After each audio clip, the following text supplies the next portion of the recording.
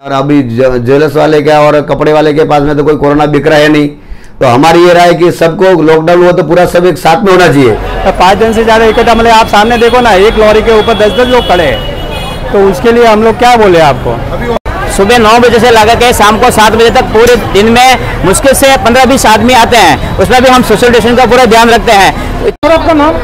चेतन बोरा, नगीनदास मोरेगा, विजयनगर का jewellers association का अध्यक्ष हूँ।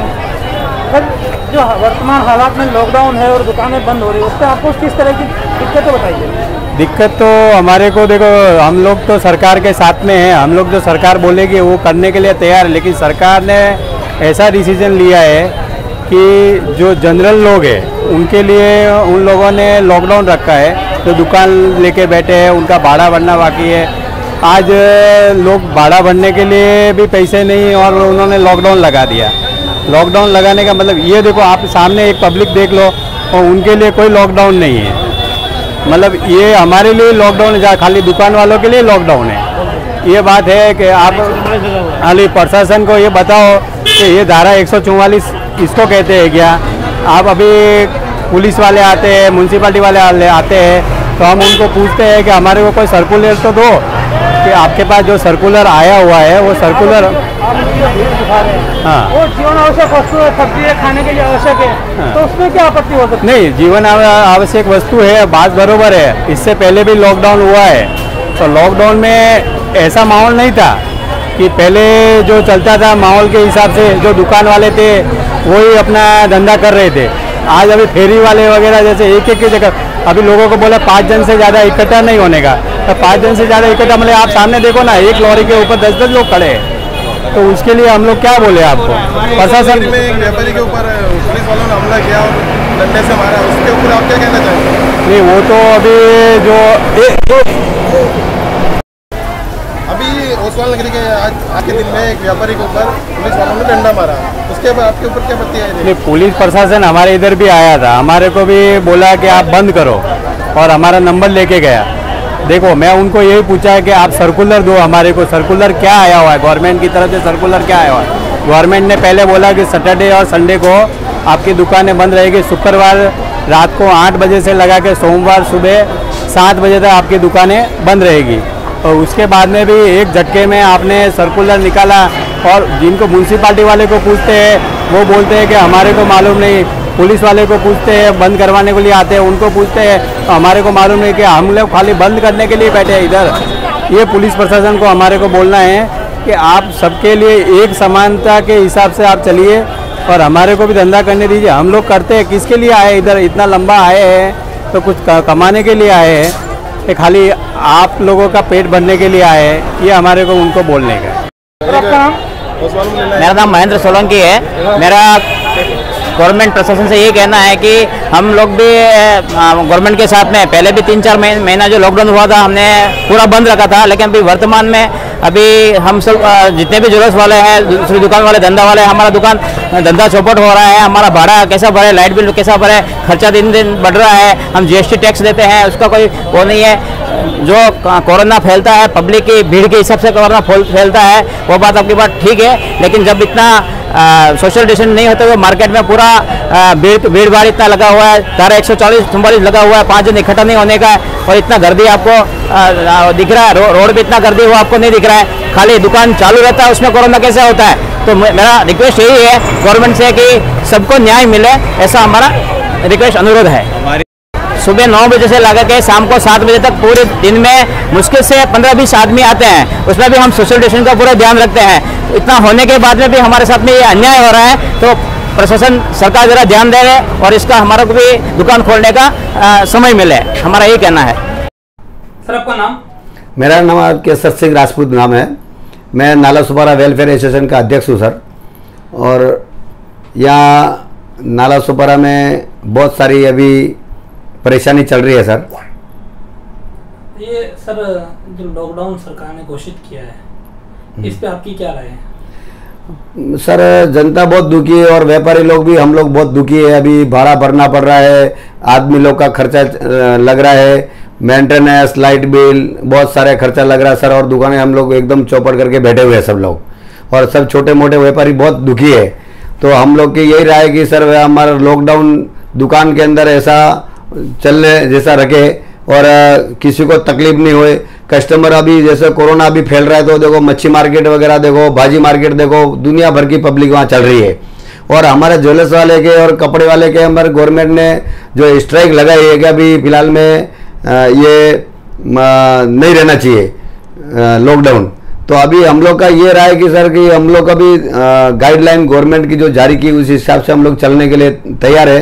तो हम लोग अभी ऐसा दुकान के अंदर ही एक एक कस्टमर लो लेते हैं। और अभी ज्वेलर्स वाले क्या और कपड़े वाले के पास में तो कोई कोरोना बिक रहा है नहीं। तो हमारी ये राय कि सबको लॉकडाउन हुआ तो पूरा सब एक साथ में होना चाहिए।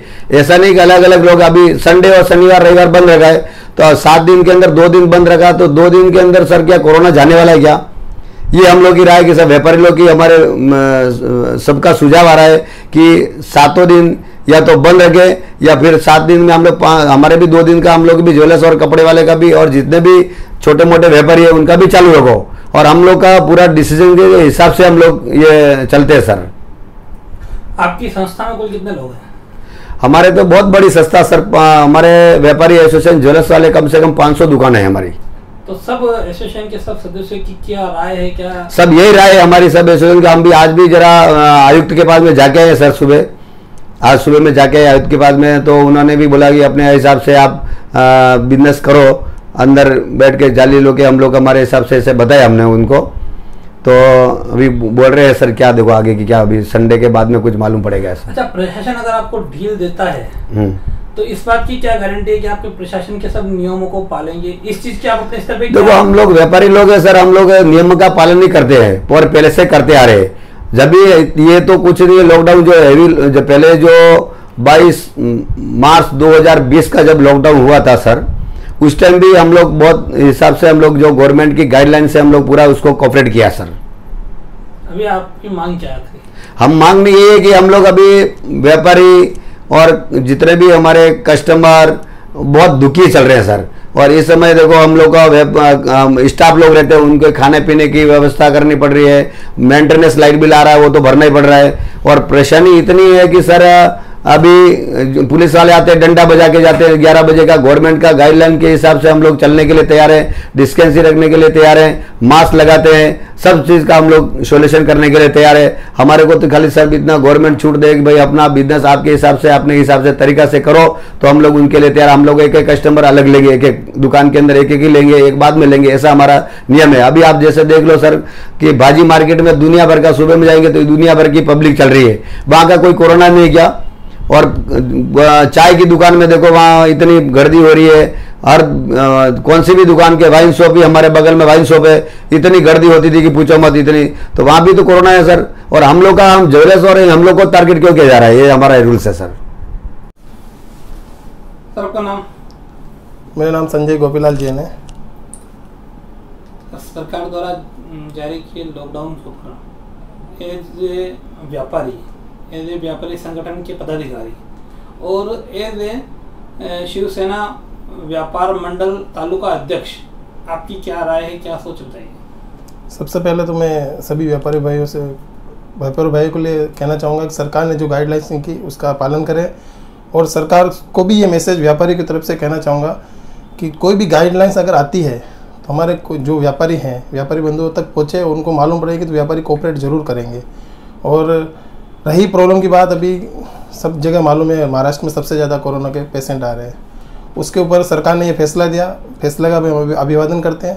पर एक व्यापारी होने के नाते मैं सरकार से यही कहना चाहूँगा कि जो भी गाइडलाइन निकलती है व्यापारियों के हित के लिए भी निकले, व्यापारी को परेशान नहीं किया जाए।